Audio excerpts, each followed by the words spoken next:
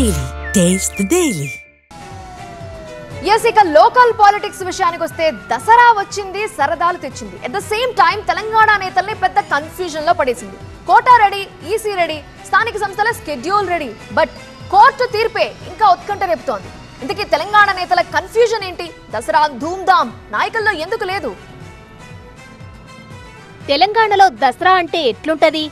ఇంటి నిండా బంధువులు, కళ్ల నిండా సంతోషం, చేతి నిండా కానుకలు, ఇలా మామూలుగానే దసరా దద్దరిల్లిపోతుంది. అలాంటిది స్థానిక నగారా మోగిన వేళ 42% రిజర్వేషన్ ఊరిస్తుంటే నేతల సంబరం అంబరాన్నంటదా?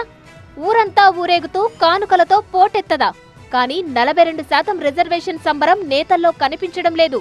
దసరా పండుగ నాడు 42% రిజర్వేషన్ పై ధూమ్ధాం చేస్తే ఆ కిక్కే వేరు.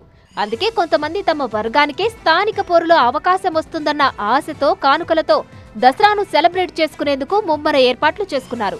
పరివారాన్ని పిలిచి కక్క ముక్క విందు కూడా సిద్ధం చేస్తున్నారు. మరికొందరు మాత్రం దావత్తు గట్రా అంతా ఇచ్చాక ఛాన్స్ రాకపోతే పరిస్థితి ఏంటన్న డౌటాయనంలో పడ్డారు. ఒకవేళ ధైర్యం చేసి ధూమ్ధాం చేద్దామా అంటే కోర్టు ఎలాంటి తీర్పు ఇస్తుందేమోనన్న భయం, టెన్షన్. రిజర్వేషన్ కు కోర్టు తీర్పు అగైనిస్ట్ గా ఉంటే టోటల్ వేస్టే. అందుకే 1,00,000 అనుమానాలతో దసరాను ఫుల్ ఎంజాయ్ చేయలేకపోతుంది తెలంగాణ నేతాంగం. పోనీ కోర్టు తీర్పు వచ్చాకైనా సంబరాలు చేసుకుందామా అంటే అప్పటికే దసరా సంబరం ముగిసిపోయి చెప్పబడి ఉంటుంది. అందుకే నేతలు ఆలోచనలో పడ్డారు. 42% రిజర్వేషన్ అంశం హైకోర్టులో ఉంది. అక్టోబర్ 8న విచారణ జరగనుంది.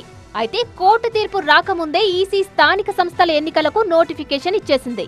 నామినేషన్లు అక్టోబర్ 9 నుండి ప్రారంభమవుతాయి. కానీ కోర్టు తీర్పు ఎలా ఉంటుందన్న దానిపై ఉత్కంఠ ఏర్పడింది.